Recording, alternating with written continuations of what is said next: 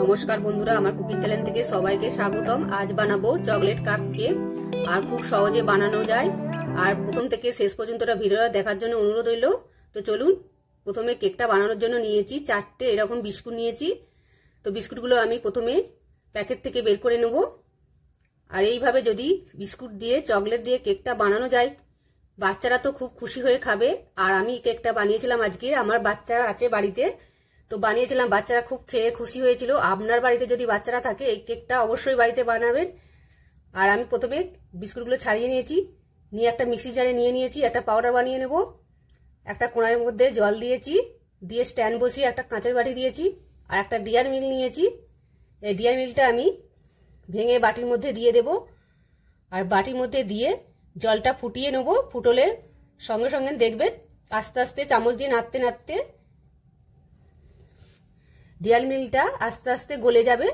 তো এইভাবে আমি একটু হাত দিয়ে ছোট করে নিলাম, নিয়ে এইভাবে চামচ দিয়ে নাড়তে নাড়তে যখন দেখবেন গলে যাবে, তখন আমি দিয়ে দেবো 1 চামচ দুধ। দুধ দিয়ে আমি ভালো করে এইভাবে গলিয়ে নিয়েছি। তো দেখতেই পাচ্ছেন, এটা আমি সাইডে সরিয়ে রাখবো। আর বিস্কুটটা আমি পাউডার বানিয়ে নিয়েছিলাম, তো এটা আমি একটা ছাঁকনি নিয়েছি, ছাঁকনির মধ্যে ভালো করে একটু ছেঁকে নেব। এর মধ্যে যদি দানাগুলো থাকে, দানাগুলো আমি আবারও গুঁড়ো করে এর মধ্যে দিয়ে দেব। তো আমার ছাঁকা হয়ে গেছে। আর দেখতেই পাচ্ছেন এই গোটা গোটা যদি রয়ে যায়, এইগুলোকে আমি ছেঁকে নিয়ে নিয়েছি। আর এখানে আমি নিয়েছি 1 চামচ পাউডার করা চিনি। আর আমি চিনিটা ব্যবহার করেছি, আপনারা চাইলে মিষ্টি না পছন্দ করেন তাহলে বাদ দিতে পারেন। তো মিশিয়ে নিয়েছি চিনিটা বিস্কুটের মধ্যে। এবার দেব, নিয়েছি তরল দুধ। দুধ দিয়ে ভালো করে একটা ব্যাটার তৈরি করে নেব।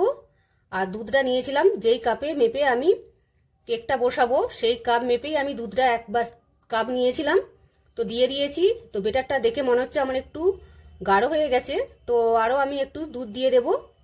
তো আরও আমি 1 চামচের মতো এখানে দুধ দিয়ে দিচ্ছি। দিয়ে আবারও ভালো করে ব্যাটারটাকে মেখে নেব। তো আর বেশি মাখানোর প্রয়োজন হবে না। তো ব্যাটারটা আমার ঠিক এইরকম হবে। তো ব্যাটারটা আমার মাখানো হয়ে গেছে। তো ব্যাটারটাকে আমি সাইডে সরিয়ে রাখবো। এবার আমি যেই কাপ মেপে কেকটা বসাবো, তো সেই 4টে কাপ আমি নিয়ে নিয়েছি। আর এই চায়ের কাপ তো প্রত্যেকের বাড়িতে থাকে। এবার আমি বিস্কুটের ব্যাটারটা এবার 4টে কাপে আমি সমানভাবে নিয়ে নেব। তো নিয়ে নেব 3 ভাগের হাফ আমি নিয়ে নেব, 1 ভাগ ব্যাটার আমি নিয়ে নেব। তো প্রত্যেকটা কাপে আমি সমান করে নিয়ে নিচ্ছি। তো দেখতেই পাচ্ছেন। আর অনেকে আমার তো দেখেছেন, আমি অনেক রকম কেক বানিয়েছিলাম। তো বাটি কেক, গ্লাস কেক, তো আজ বানিয়েছি কাপ কেক। তো এবার আমি চকলেটটা যে গড়িয়ে রেখেছিলাম সেটা আমি প্রত্যেকটা কাপে দিয়ে দিচ্ছি এইভাবে। তো এইটাকেও আমি 4 ভাগে নিয়ে নিয়েছি, দিয়ে এটা চামচটা দিয়ে এইভাবে সমান করে নেবো একটু। তো এইভাবে সমান করে নিয়েছি। এবার আমি বেক করে নেব।